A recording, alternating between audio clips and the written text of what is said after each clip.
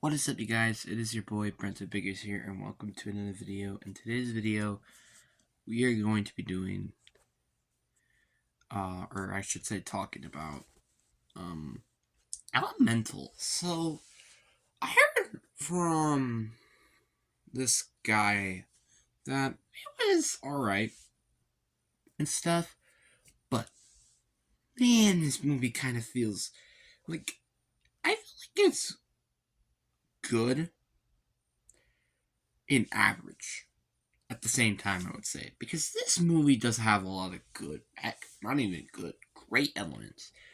Um, let's start off with the animation. I'm going to admit that the animation was kind of lackluster the past two movies. Like, Lightyear, yes, it was a step up from Turning Red, but Turning Red was a step down from Luca. Was Lightyear better than Luca's animation? I think so. I think so. But Elemental is literally taking a step up from a whole new level. I think this movie looked amazing. It looked incredible. Like the glass actually looked real. Like real glass. Like it genuinely looked cool. I love the water animation, a fire animation. The wind animation could have been a little bit better, I think.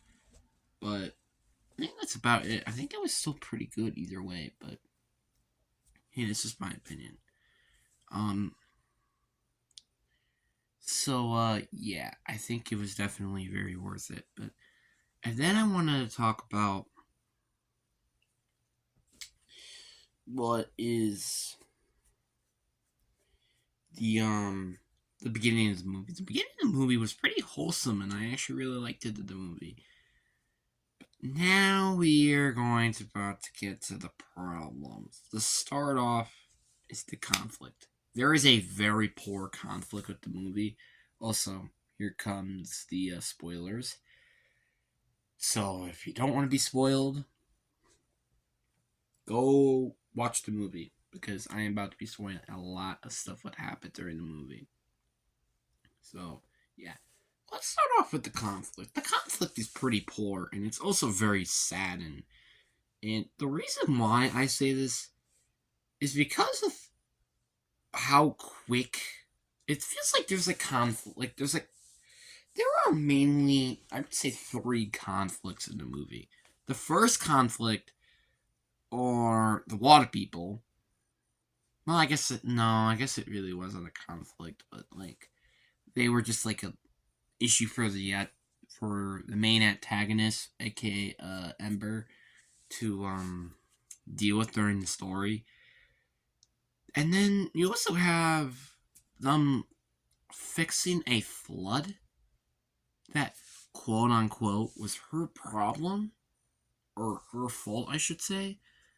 It's not temporary her fault that there's a freaking destroyed freaking door in the way and it's causing all the flooding to happen. I don't think it's her fault. I think it's mainly just its fault.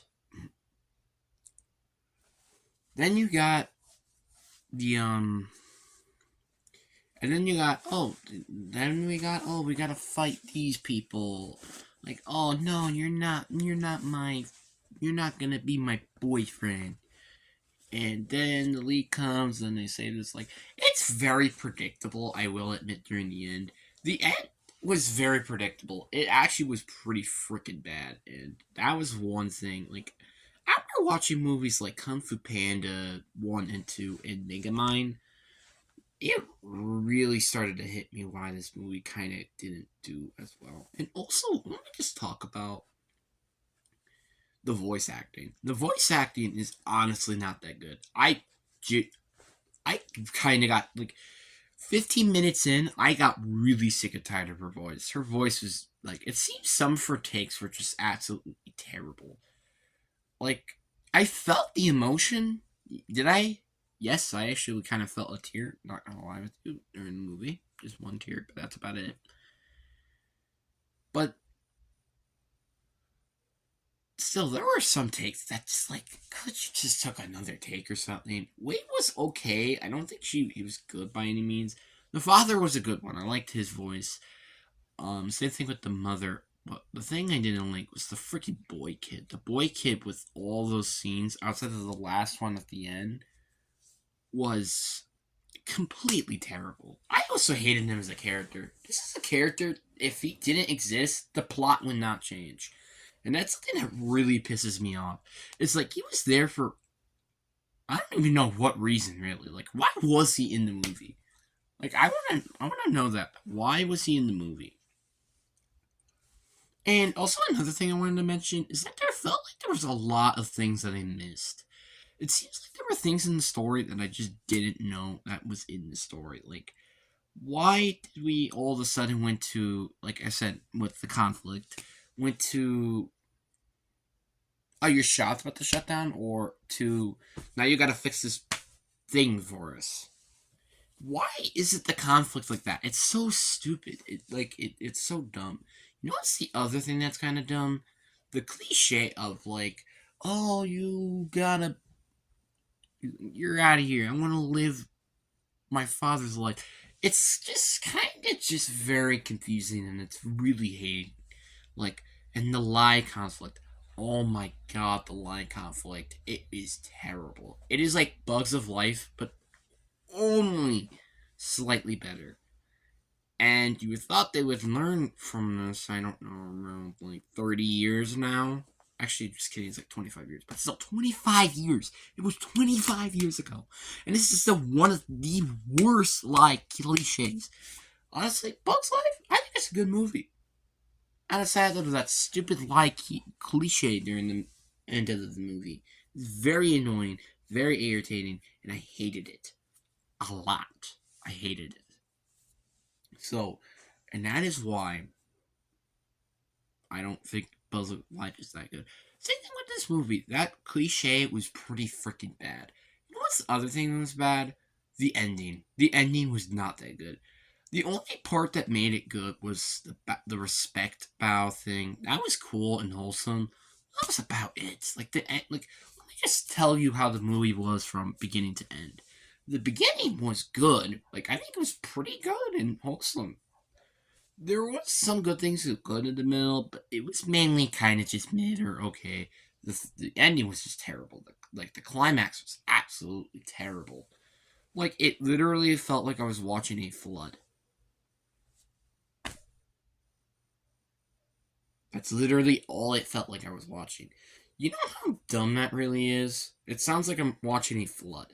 This is not what Pixar does. And you know what's another thing that's interesting? Is this is the first movie that introduces love interest to the main character as the main kind of plot. Now, we have seen different ginger characters before. We got Flick and whatever her freaking name is, Woody and Jesse, Mario and Dory, but like they're more just friends, and they're also not the main conflict of the story. Sally and Lightning McQueen, again, not the main conflict. Link, Linguini and Colette.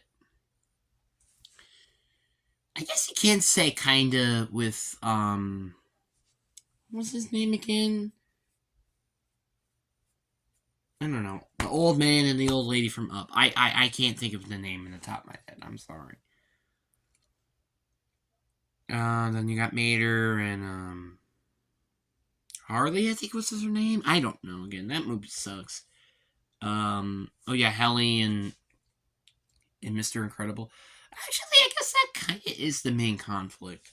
But outside of that movie, like the Up and Incredibles, both movies you can kind of say, there wasn't really a main conflict, but more. This felt more of a Disney film than it did feel of a Pixar film, which I think is actually a little weird. This movie felt more Pixar and Disney. This did not feel like an entire Pixar film. A Pixar film, in my opinion, is having a unique world, which they did, and have an interesting story to it. That's not what this was. The story was pretty much about, oh, like, love drama and stuff. That's what Disney does. So why are Disney doing things that Pixar is not supposed to do? Why is Pixar doing something that Disney is supposed to be doing and not Pixar? Also, I'm not a big fan that this movie is coming out when you literally have another princess movie coming out with Wish, which I do think might be a pretty good film. But the fact that it's coming out before Elemental was honestly a little head scratching to me. Like, if this movie could have just came out when they were like making, I don't know, like a movie like Wreck-It Ralph, I don't know, someone with the homies, like make a movie for the homies, not make a movie that is just like. And you know what's the last time I felt like that was a movie that wasn't introducing to class, which it is an original story? The Emperor's New Groove. It took that long for that to come out. That was the last time, and that was not even when I was born. So that just proves you how long that was. But yeah, this movie definitely did had a lot of flaws. But again, the good things, they weren't just good; they were just great in general. And it looked like this movie kind of needed more cooking in the oven. It kind of seems like the drama just like it just didn't feel right to me. Like having him leave, like I understand, like he had the motivation to not leave in the first place, but that like it still makes no sense. And Ember is such a pain in this movie. Not even because of the voice actor, just sometimes her tantrum. It's like I'm dealing with a Raphael, but way worse because he has a female love interest. It's just like it's really annoying and very irritating to deal with her sometimes. Like I like the father. I like some of these characters. I do. If it just weren't for a very sometimes irritating voices and just voices that I don't want to hear anymore, I think this movie honestly could have been a lot better and also more enjoyable. May I ever watch this movie again? Maybe. I don't know, but I don't think I might want to watch this movie ever again. Would give it a solid 6 out of 10. I would recommend you guys would watch it, but I don't think it was as good as a lot of other people thought that it was. But anyways, hope you guys enjoy. Peace.